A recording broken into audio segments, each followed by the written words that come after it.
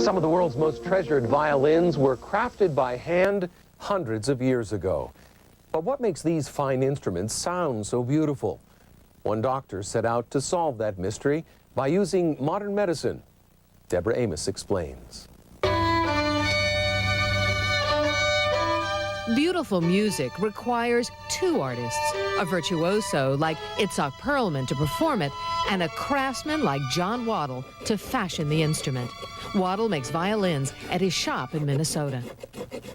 It's a meticulous process of planing, measuring, chiseling, a craft which has changed very little since the 17th century.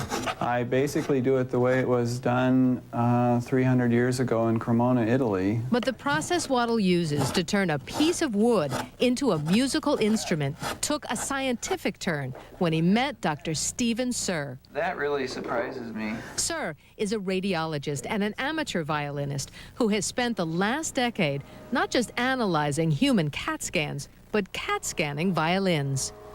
Although Sir initially scanned his own violin out of curiosity, he has now proven that this medical technology, ordinarily used to peer inside human tissues, can also diagnose problems in violins. What a CAT scan does is actually look inside the very thin pieces of the violin. So we can look inside there and see if there's any problems, any cracks or wormholes or patches. Undetectable flaws that exist in most every violin, but that are too small to see with the human eye. Seeing the CAT scans of some of the really good instruments made me think about what I was doing before. There were areas that I was leaving too thick.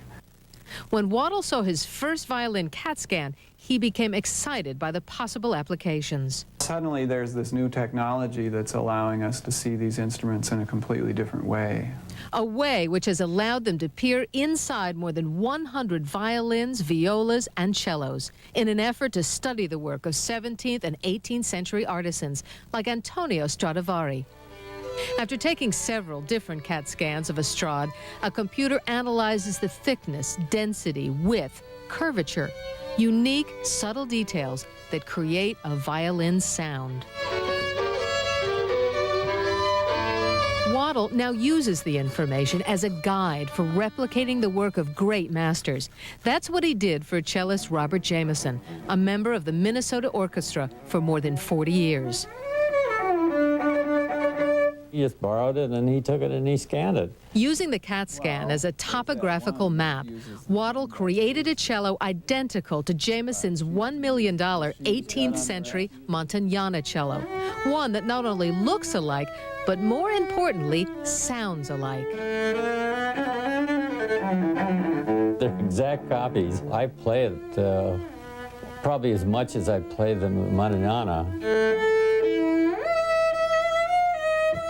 Now, CAT scans can even be used to determine an instrument's worth.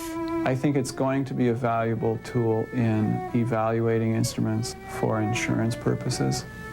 I think it's going to be a valuable tool in establishing authenticity. And it is proven to be a valuable tool for John Waddle, the violin maker who will continue to make violins the old-fashioned way with a little help from modern technology. Deborah Amos, ABC News.